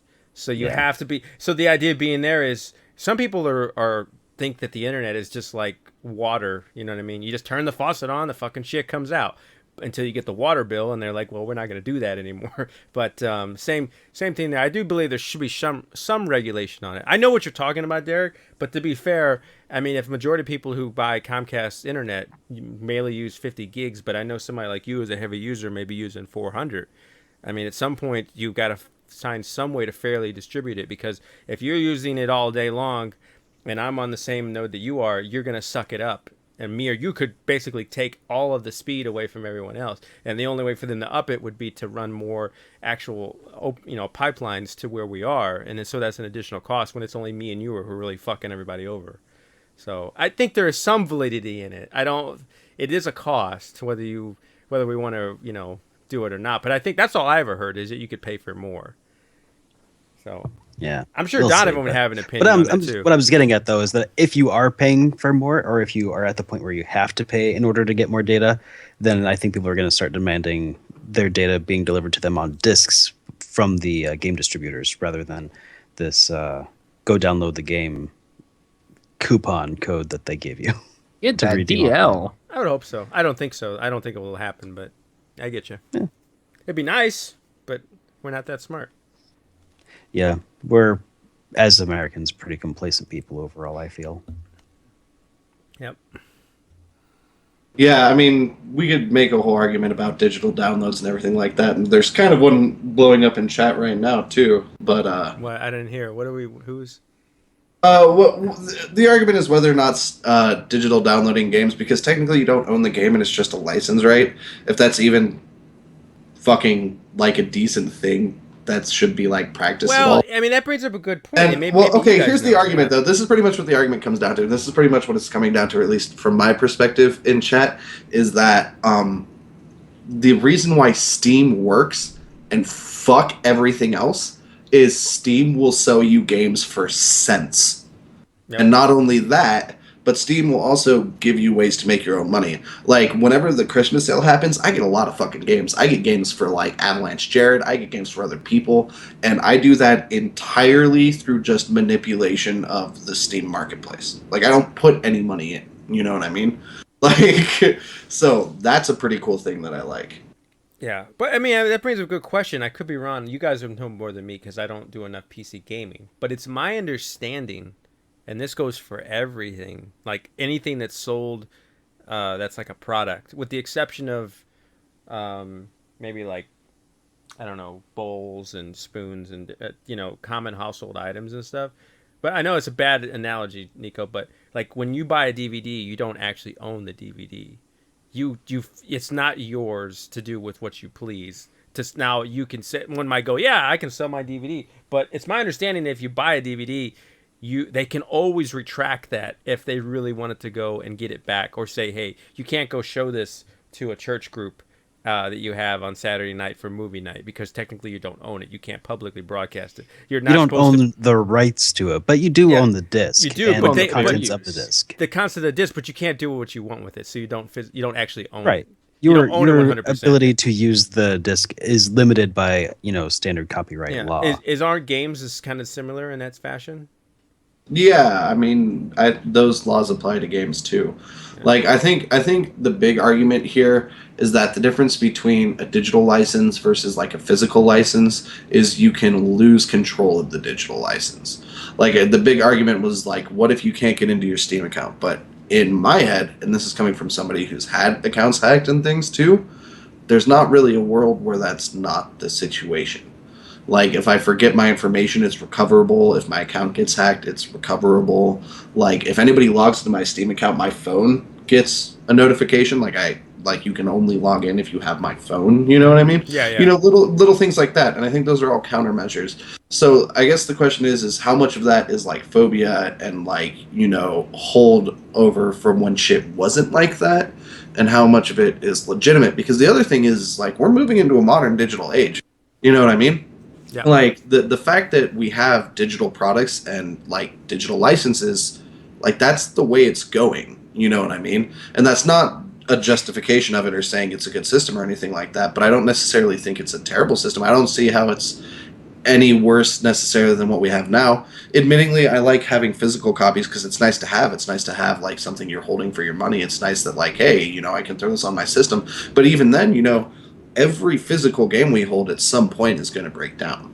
Indeed, You know what I indeed, mean? yeah, indeed, yeah. I don't have a problem with digital download. I don't like the convenience of having to do it. I don't have any problem with digital download, and I can't imagine I'll ever put a restriction on wanting to, like the cable companies, we'd have to request physical. The only people who want physical are us. But I know what you're talking about, Don, and that's the biggest problem we're going to have, and which is kind of nice why, like things like fiber with Google and Verizon, AT&T, why they don't have it. Of course, the people like us who really want it and know how to control it, we want it now. We want it yesterday, right? But if you think about it, and I see them all the time, and Derek knows exactly what I'm talking about because he works IT support. People like us who know how to use a PC responsibly, not like mastering it, not like taking it apart piece by piece, right? People who know how to use PCs responsible probably only makes up, even now in the age of people who go to college and grew up with this shit, maybe like 25%.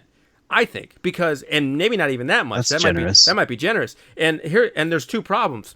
One, there's older people who are older than us, 40s, 50s, 60s, who have no clue. And it's not necessarily their fault. They didn't grow up with it. So it's a higher learning curve. They're getting older. They either don't want to learn it or can't learn it. So I can understand them, and at one point they'll die, so we won't have to worry about it. But secondly, and goes back to Nico's generation, and this is my biggest problem, and this is what I see every fucking day, whether they're 12 years old or they're 21 or 25.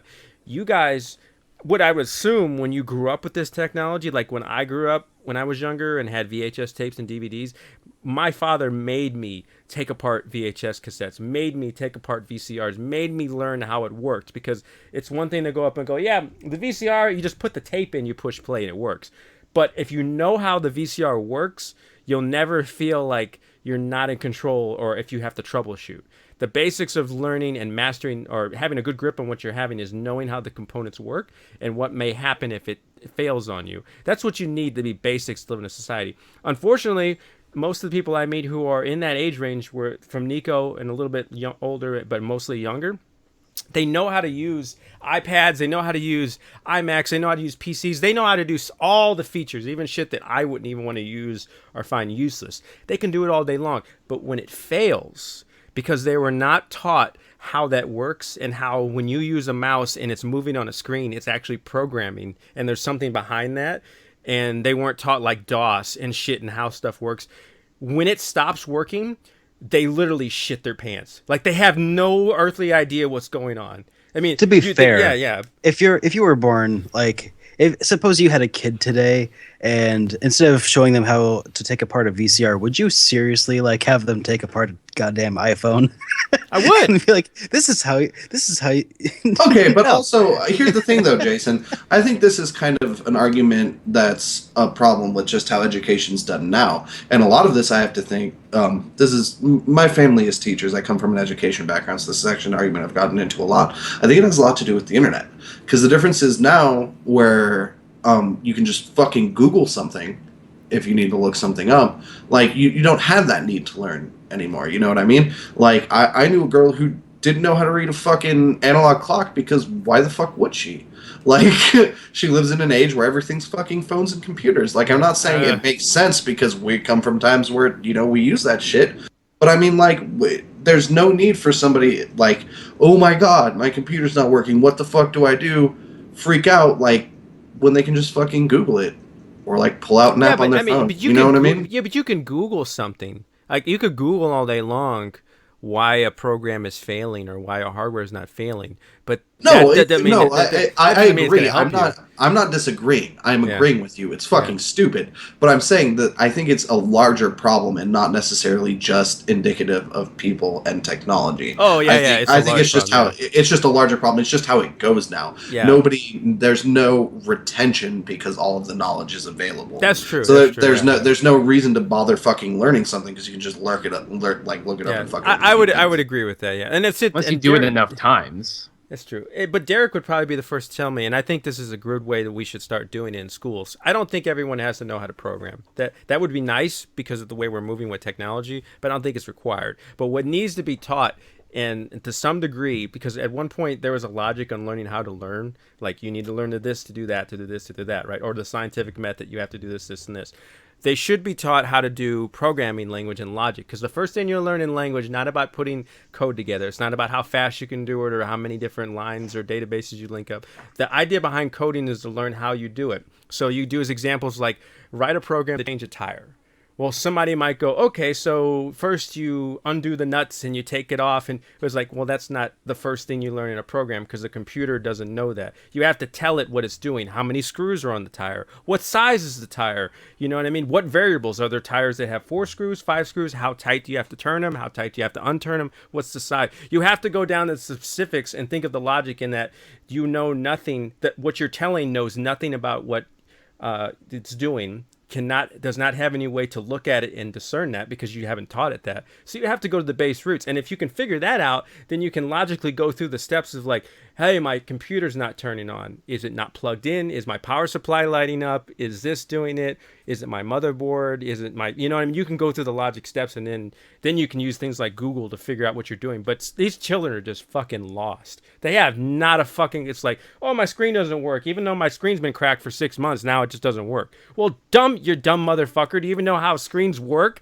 I mean, do you have any idea? Like people like, oh, I can go underwater and use my phone because it's waterproof. Well, no, you can't, because if you knew the way that your finger interacts with the touch, it's not a touch pressure pad. It works. You can't just do that. You can't just go underwater with shit and expect it to work the same way. It's ridiculous. Your generation's fucked, because really, Nico, when we die, like people like Nico or me and Derek and people who are 40, think about it. When we go away, when we retire, if you guys don't learn this shit, you're just up shit creek. You'll be at the mercy of the 10% of the people who know how to do this stuff, and they're going to go, give me cash in my hand. I'll fix your shit because you're an idiot, but give me all your money. Jason, do you work on cars too? Do I? I do a little bit of car work, yes. Because I don't. And I could just as easily see like my grandpa like saying the same thing like 20 years ago about how if we don't figure out, exactly how to adjust, carburetors and stuff, how this generation is just not going to know how to use cars. And, as soon as his generation is gone, cars is a good example, though. I could make the argument on that. But yeah, continue. But, technology changes and, carburetors aren't really a thing anymore. We have fuel injection now. So there's something to be said, though, about not everybody really needs to be able to understand, how DOS works in order for for them to be able to Yeah, use I'm pretty sure their the point computer. that we're all trying to make here isn't that a lack of skills isn't what's stupid. It's the fact that we're teaching around that is what's Yes, stupid. exactly. That's true. Exactly. Okay, so Exactly, just yeah. I said it in chat. I just wanted to highlight. I don't think anybody saying like not knowing how to program makes you stupid. Not knowing how to work on a car exactly. makes you No, stupid. yeah. It's the Just fact that going the way straight we're for the taught is to just answers. fucking look it up and not Yeah, how to you- do and- shit yeah, is You what's just get the stupid. straight immediate Because there's answer. no retention. Yeah, So, exactly. And just to that's what's dumb. just to And I close don't it think out, it's a generational thing. Like I feel like it's also it affects every generation as Oh technology. yeah, there's always changes. something. I will say one closing thing, and this is my biggest for PCs, because what you mean is a good point with cars. Okay, granted, this technology in cars has increased. There's computers in every one of them.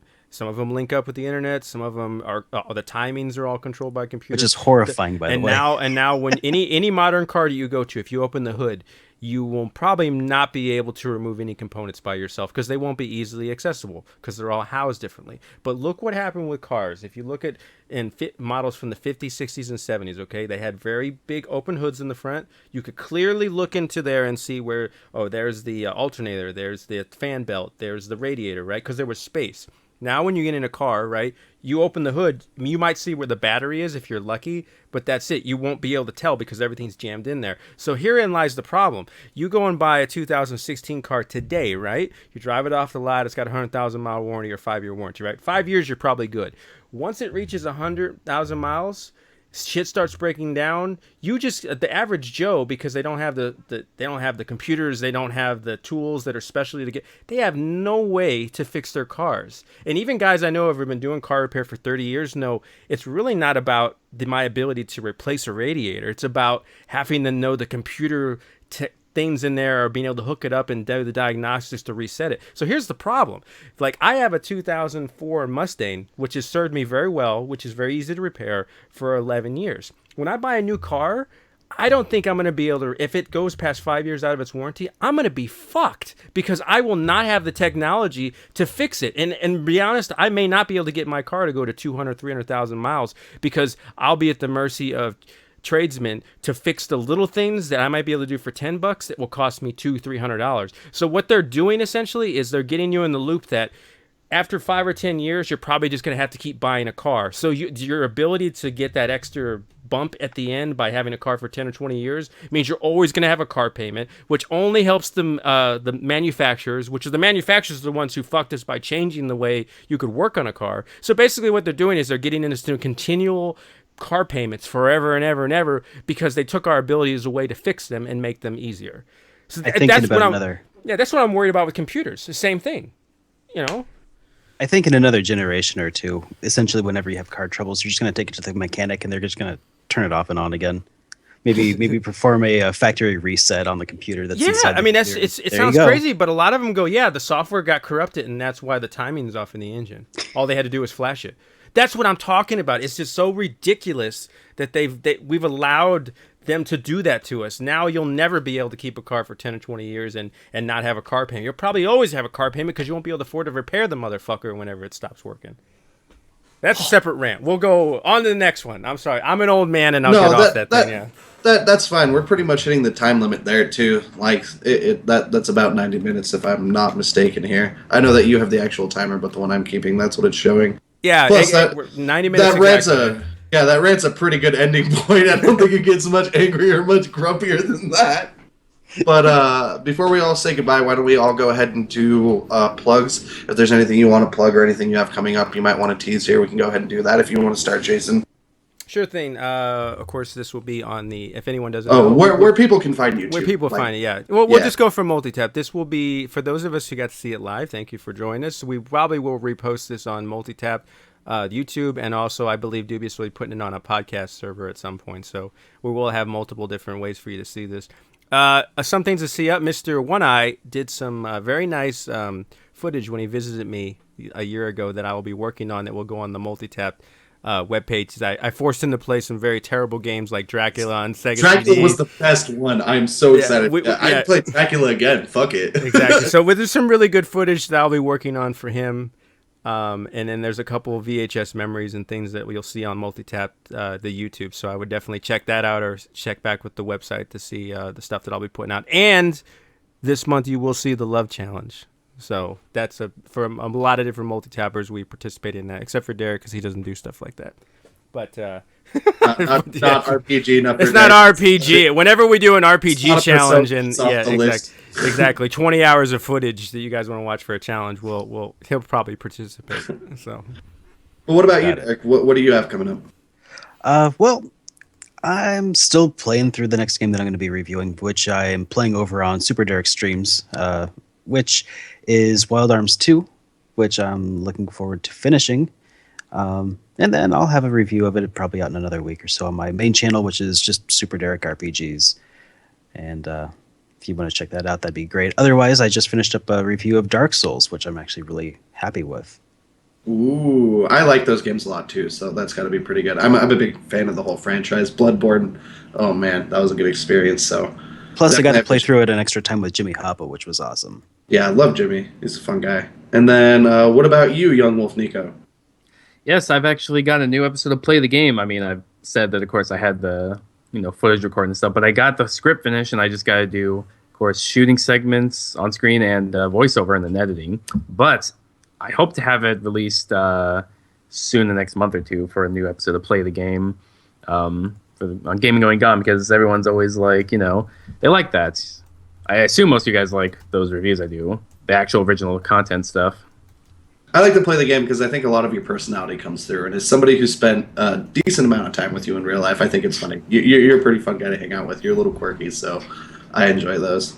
Thanks. It may not come out as expected, but I do hope to get it out soon because, I do have fun making those. And this next game is, another favorite, so it's going to be fun to review. Are you talking about playing the game? Is that what series you're talking about? Yeah, Play the Game. Play the game. Sorry, I can't remember. Gaming Going Gone.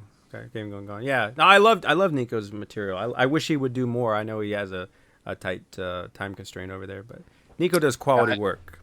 I do hope to do some more, and of course I did start streaming on the We Guy 39 channel, just playing games and having fun, so that's nice too. And definitely check those out. I've been to a few of them. I don't know if you guys noticed, there's a recurring theme of me trolling everyone in Multitapped's live stream chats, but Nico's is far and away one of my favorite ones to lurk. It is a good time. Thanks. So glad you enjoy me. Yeah, you are very entertaining. You're very wholesome. You don't really get mad at things. I think many people have watched me stream. They told me they like it when I just break down and start freaking out and cursing and getting cranky. I've gotten mad at some of the games I played. It's not a big over exaggeration. That's how I feel. You're lovable though, man. You're a lovable teddy bear. I just want to give you a hug and get you a sandwich so you don't eat mine. So he doesn't eat yours. Your half-eaten sandwich that's about to get thrown away. Exactly, yeah. Classic Nico play.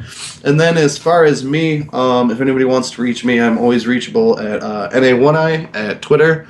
I mainly do esports stuff and modern PC gaming oriented sort of stuff.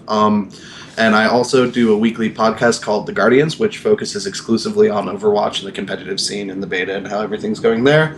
That episode will be up Friday. We do those every Friday, so if you want some more of me, you only got to wait a couple days for that. And then besides that, I'm trying to come up with this year's 420 challenge, and I'm pretty sure I've had it narrowed down to 2 choices, and I'll go ahead and give everyone here a little sneak peek. I think it's either going to be Dankest Dungeon, which will be some sort of challenge involving Darkest Dungeon, but that might be a little too indie and modern to get Multitapped to play, or Donkey Bong Country, which will be a DCK challenge. So one of those will be coming up soon. So what is that video will be made. You have to do this year's 420 challenge, because last year was Puff Puff Pass, and that was pretty successful. So got to do one more this year. So news will be coming on that once it gets finalized. So I got you. Those will be good too. So that's what I've been up to. But besides that, thanks everybody who came by and watched it live. Thanks to everybody who checked it out on the RSS and things like that. And as far as Multitap is concerned, we will see you guys next week. All right, later, guys. See everyone.